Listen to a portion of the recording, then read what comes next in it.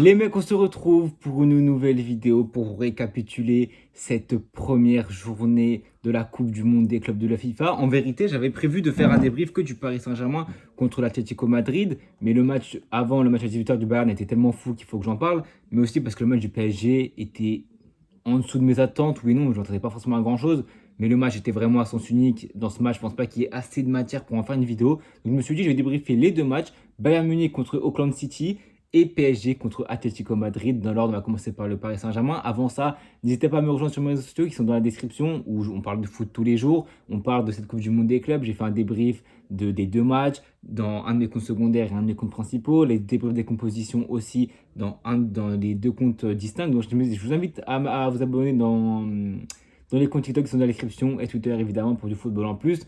Pour ce qui est de ce Paris Saint-Germain Atlético Madrid, c'est une victoire du Paris Saint-Germain 4-0 dans ce groupe B si je ne me trompe pas, entre deux équipes où honnêtement, déjà j'étais content au niveau de la compétition parce que je me suis dit pour cette compétition, pour cette Coupe du Monde des clubs, prennent du prestige, pour que les gens la prennent au sérieux, pour que ça donne vraiment un vrai trophée qui a de la valeur, il ne faut pas la sous-coter, il faut jouer vraiment les matchs à fond.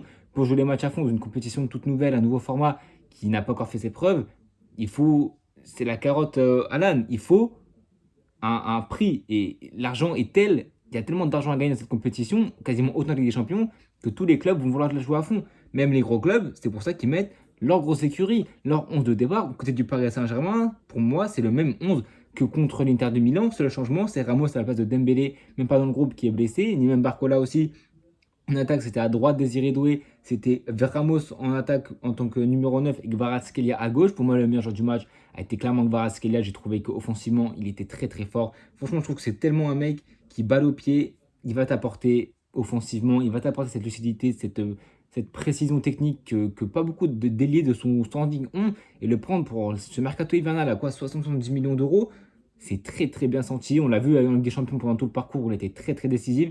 Et deux premiers buts du Paris Saint-Germain, c'est deux passes décisives de Kvaratskhelia, c'est pas des passes de construction, c'est vraiment des passes décisives, des passes qui te font marquer le but, notamment le premier but qui commence avec à la 19e minute, premier but du match, Fabien Ruiz sur une belle récupération de Joao Neves, ils étaient assez hauts les Parisiens, dans un stade de Pasadena immense, le stade il a 92 000 places, il a été vite rempli, 81 personnes, franchement, on s'attendait aussi à voir, parce qu'on a vu quand même beaucoup de fois les gens se plaindre de la billetterie.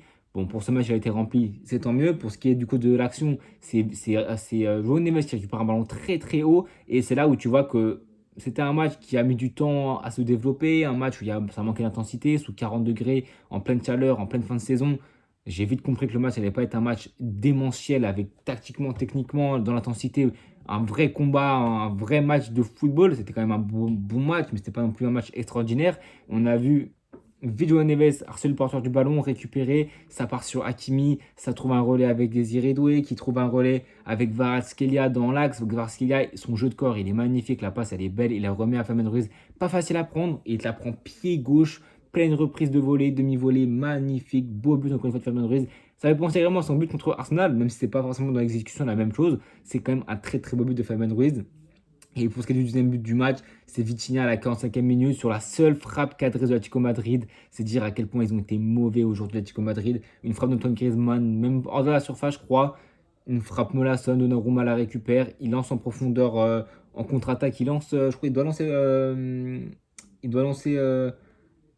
Ouais, Fabien Ruiz qui gagne des mètres, qui donne à Kvaratskhelia, qui lui va encore te gagner des mètres, va rentrer intérieur, il voit l'espace pour Vitinha, il le transmet dans la course, Vitinha, il s'engouffre dans l'espace et finit les défenseurs, étaient à la boîte complètement, 2-0 en première mi-temps, honnêtement l'Atlético Madrid n'était pas dedans, ils prennent même un carton rouge à la fin du match, Clément Langlais qui prend deux cartons jaunes et qui se prend un rouge à la fin pour contestation sur je ne sais plus quelle action. Ils n'étaient pas dedans. Même sur l'autre, à un moment donné, il rentre au moment du 2-0. Il rate une énorme occasion, complètement pas cadré alors qu'il était seul devant les buts. Donc franchement, l'Atlético Madrid, ils font un bon match aujourd'hui. Ils ont été complètement mauvais. À la fin du match, le 4-0 est un peu sévère parce que quand tu vois les buts attendus du Paris Saint-Germain en XG, on est à 2 XG pour le Paris Saint-Germain. Et honnêtement, je pense que c'est clairement pas volé. Ils sont à 2 XG. Et jusqu'à la 86e minute, les deux XG se réalisent. Deux buts attendus, deux buts marqués. Et les deux derniers buts, c'est un but de Sini Mayou à la 87e minute. un but sorti un peu nulle part, sur des déviations, un jeu de tête. Il est là, il rôde au bon moment, comme contre l'Inter de Milan. Il t'envoie une lourde, une belle précision de ce petit. Il t'envoie une patate magnifique pour son entrée en lice avec une passe décisive de Ibrahim Mbaye, je crois, avec la tête, il me semble. Et à la fin, une main de Robin Lenormand, indiscutable, je crois, sur une frappe de Ibrahim Mbaye, justement. Il met la main, contestable, personne ne conteste. Et c'est Lee Kang-in qui le termine. Vitinha avait pris le ballon. Et je crois que Lee Kang-in est venu demander le penalty et il lui a donné. On voit la classe des grands joueurs. Un mec comme Vitinha qui fait encore une fois un match incroyable au milieu de terrain. Et ouais, j'ai aimé aussi d'ailleurs un truc où pas beaucoup de gens vont en parler, je pense. Mais il y a eu un but annulé, je crois, pour Atlético Madrid, si je ne me trompe pas. Ouais, un but d'Alvarez sur une faute au début de l'action de Koké sur Désiré Doué. Et l'arbitre revient à la VAR. Et l'arbitre siffle et explique sa décision enceinte. Bon, l'anglais et moi, c'est bancal, donc je ne comprends pas trop. Mais pour moi, la faute est justifiée. Et même sur le penalty à la fin de la main, il explique sa décision. Et ce que j'ai apprécié dans cette Coupe du Monde des clubs, c'est que les micros, enfin les arbitres sont sonorisés. Donc on entend leur décision, qu'elle soit bonne ou mauvaise. Ça, c'est à la libre interprétation des personnes qui regardent le foot. Mais j'aime bien quand même avoir une justification, une interprétation de ce que l'arbitre peut penser, de ce que l'arbitre voit et décide. Donc dans l'ensemble, ça c'est un truc que j'ai bien aimé, mais dans l'ensemble, cette victoire 4-0, pour moi, elle n'est pas volée. Les hommes qui sont sortis de ce match, Fabien Ruiz, je pense, buteur, organisateur, Vitinha pareil, le milieu de terrain, à tête très dense, très solide. En défense, honnêtement, avec les faibles attaques de l'Atlético Madrid, Pacho, Marquinhos, c'était serein, ils n'ont pas tremblé. Même Mendes, à un moment donné, Hakimi, pareil. Hakimi peut-être un peu moins en vue que les autres, mais je pense honnêtement que le Paris Saint-Germain a fait le match qu'il fallait faire. Les deux équipes ont utilisé leur chaque changement. Pour moi, c'est primordial dans une température comme ça. Il faut faire jouer un maximum de joueurs parce qu'il faut que tu fasses un des organismes. Les joueurs ont déjà énormément de matchs dans les pattes et c'est pas le moment de leur accumuler encore plus. Déjà que cette compétition, elle est bancale à ce niveau-là. Donc je pense que c'est logique je pense que toutes les équipes doivent faire ça, utiliser leurs 5 changements systématiquement. Donc voilà pour ce match du groupe B qui a été nettement dominé par le Paris Saint-Germain où c'était une victoire honnêtement sans appel. Et on va passer au match du Bayern de Munich face à Auckland City, un match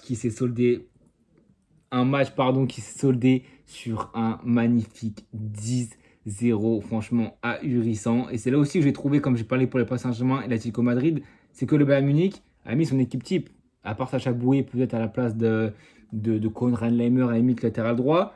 C'était l'équipe type, peut-être Müller aussi, mais Moussial était blessé. Ils ont mis un 10-0 face au petit poussé de la compétition. Auckland City, c'est 5 millions d'euros de valeur totale. Quant au Bayern Munich, je crois que ça doit être 900 millions ou 600 millions.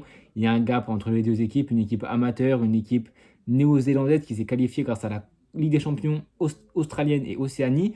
Mais en fait, le truc, la petite subtilité, c'est que les équipes australiennes sont bien meilleures que l'équipe d'Auckland City.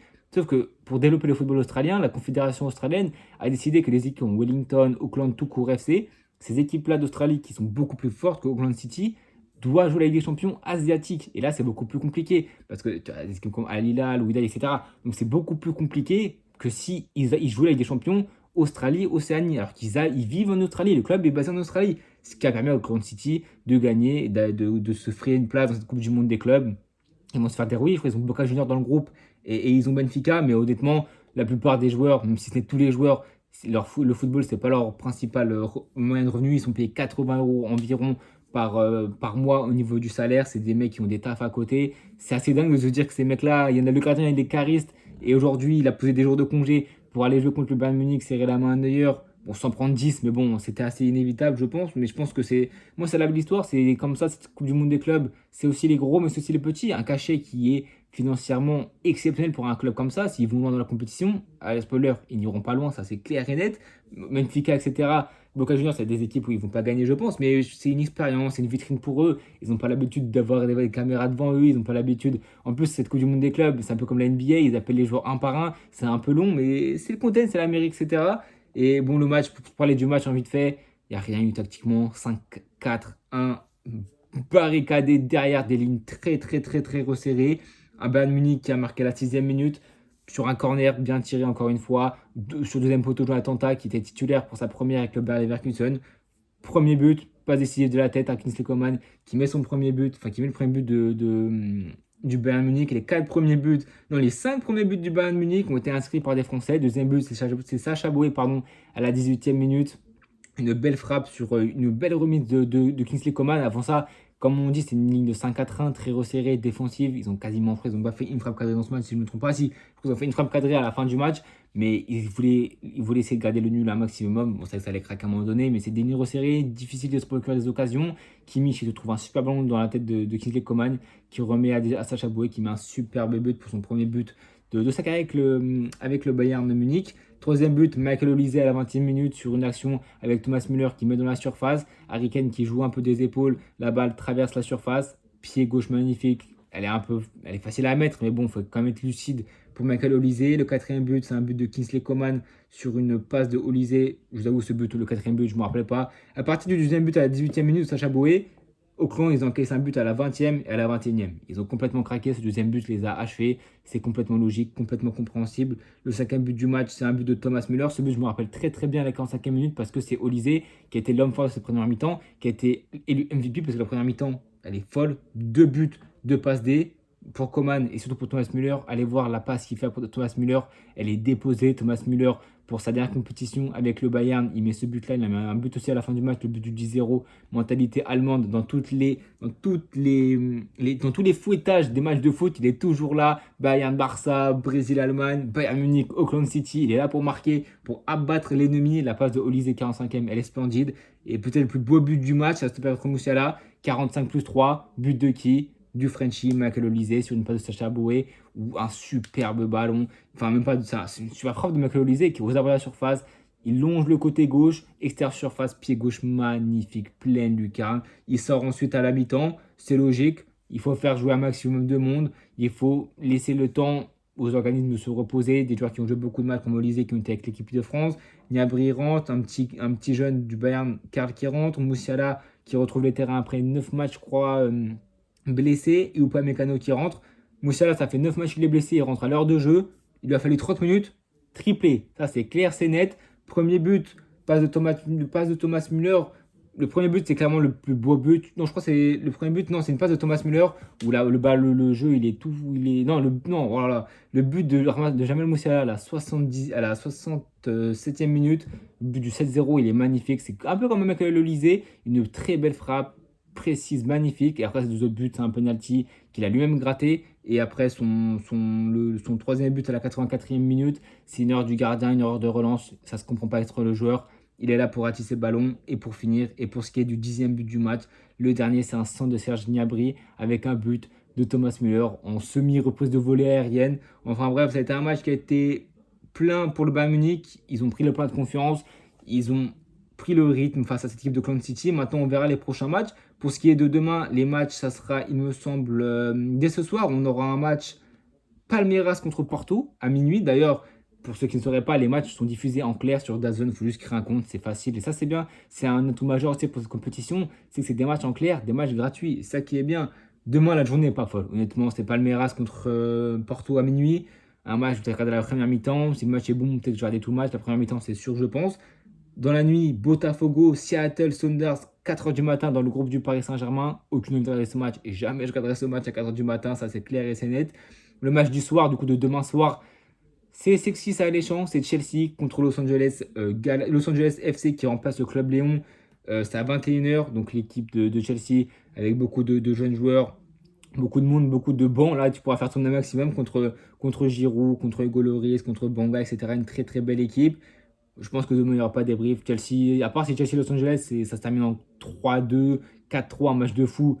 Et je pense qu'il y aura de débrief. Le prochain débrief, ça sera du coup, là on est dimanche, ça sera mardi. L'équipe de France U21 contre la Pologne U21 pour le troisième match de l'Euro. On s'en sort avec ce premier match où j'ai pas pu faire de débrief malheureusement des deux premiers matchs. Pourtant, le deuxième était un match incroyable avec une remontada à la fin contre la Géorgie. Le premier, c'était un nul contre le Portugal. Alors actuellement, je crois qu'on est deuxième égalité avec le premier 4 points. On joue contre une Pologne déjà éliminée, donc je pense que ça devrait le faire, mais le débrief sortira quand même. Et pour ce qui est du prochain match, évidemment, du Real Madrid, c'est le 18, donc c'est 5, 6, 7, 8. C'est dans 3 jours contre Al Hilal à 21h. Un match qu'on va attendre évidemment pour voir le football, pour découvrir le football de Xabi Alonso avec le Real Madrid. On a déjà vu des joueurs qui étaient arrivés aux États-Unis pour préparer ce match de la meilleure des manières. En tout cas, les mecs, n'hésitez pas à vous abonner, à liker, à partager. On se retrouve très très bientôt pour de prochaines vidéos et de prochains débriefs. À bientôt tout le monde.